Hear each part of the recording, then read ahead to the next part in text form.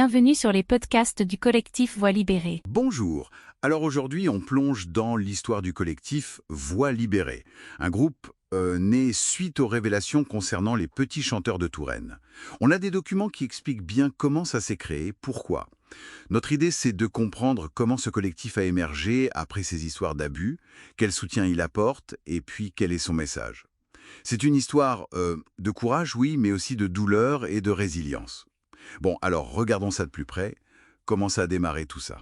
Alors, les tout débuts, ça nous ramène en août 2021.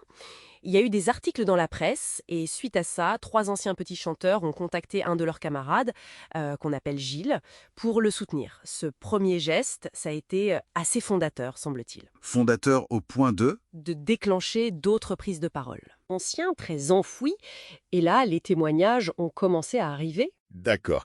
Et c'est ça qui mène à la création du collectif, j'imagine. Oui, tout à fait. Face à tous ces récits, le besoin de s'organiser est devenu évident. C'était en novembre 2021. L'idée, c'était de rassembler les victimes, bien sûr, mais aussi tous ceux qui voulaient les aider. Et l'annonce officielle, la création de Voix libérée, ça date du 8 décembre 2021. Les documents qu'on a consultés parlent d'une idée assez forte, celle que l'esprit de la manécanterie, tu vois, cette communauté très liée par le chant, Oui. renaîtrait, mais d'une autre façon. Ah oui, c'est frappant cette image. C'est plus qu'une renaissance en fait, c'est une sorte de réappropriation. Une communauté marquée par la musique, mais aussi par une confiance trahie, et qui se sert de son ancienne identité collective pour créer un espace de guérison, de soutien, pour chercher la justice, quoi. L'esprit de groupe, mais réorienté vers la réparation. Et concrètement, comment ce soutien s'organise? On parle de structures spécifiques dans les textes? Effectivement, il y a les cellules d'écoute qui ont été mises en place, et puis il y a l'INIR, c'est l'instance nationale indépendante de reconnaissance et de réparation. Ces structures sont cruciales. Elles offrent un accompagnement psy et juridique, et surtout une reconnaissance. Une reconnaissance officielle du statut de victime, c'est ça. C'est ça. Et cette reconnaissance par l'INIR, elle est possible même s'il n'y a pas eu de plainte ou si les faits sont prescrits. Ça change quoi par rapport à la justice classique? Ça change beaucoup. La justice a ses limites, la prescription par exemple. L'INIR, elle, permet une reconnaissance par l'institution de la souffrance vécue, et ça ouvre droit à une réparation financière ou symbolique, peu importe l'issue pénale. D'ailleurs, les sources insistent sur une collaboration plutôt positive avec le diocèse de Tours et l'INIR. L'archevêque semble avoir joué un rôle important pour que ça avance. Et Voix libérée, au-delà de la reconnaissance et la réparation, quels sont les autres buts? Écoute, le réconfort, c'est central. Aider les personnes à se reconstruire après un tel traumatisme.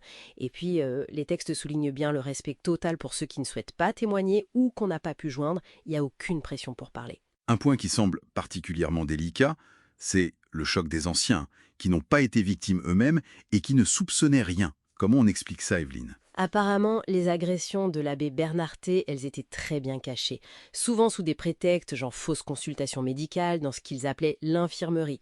Du coup, ça isolait complètement les victimes et ça laissait les autres dans l'ignorance totale. Et cette ignorance, ça a dû provoquer des réactions fortes chez eux une fois la vérité connue. Oui, d'abord un sentiment de culpabilité, je pense. Ne rien avoir vu, ne rien avoir su. Mais ça a vite laissé place à une prise de conscience de la manipulation dont ils avaient aussi été victimes d'une certaine façon, et un soutien très fort pour leurs camarades. Les documents parlent de blessés a posteriori. C'est une formule qui dit bien comment le trauma touche tout le groupe, en fait. Ça renvoie aussi à la trahison. Une trahison qui a l'air énorme. Ah oui, immense. La trahison de la confiance mise dans l'abbé, qui était vu comme un guide, une figure presque paternelle, fraternelle, c'est cette confiance brisée qui rend la blessure si vive. Et puis la trahison s'étend aux familles, aux proches. Ils ont l'impression d'avoir été trompés collectivement. Et le collectif Voix libérée, il devient cet endroit où partager ce poids et trouver une force ensemble. Et pour l'avenir, qu'est-ce que le collectif envisage, au-delà du soutien direct aux victimes? Ils veulent mettre en place des actions de réparation qui aient vraiment du sens, en lien avec la société, avec l'Église aussi. Et puis, il y a cette idée de partager leur expérience, peut-être pour aider d'autres groupes qui vivraient des choses similaires. Mais si on prend un peu de recul, l'objectif qui ressort vraiment, c'est la prévention. La prévention. Éviter que ça recommence. Absolument. Sensibiliser les encadrants de jeunes, peu importe le milieu, que ce soit religieux, sportif, culturel. Les sensibiliser aux signes qui doivent alerter, aux mécanismes de manipulation, à comment protéger les enfants, les ados. C'est un enjeu qui dépasse largement cette seule affaire, bien sûr. Finalement, Voix libérée, c'est l'histoire d'une transformation, quoi.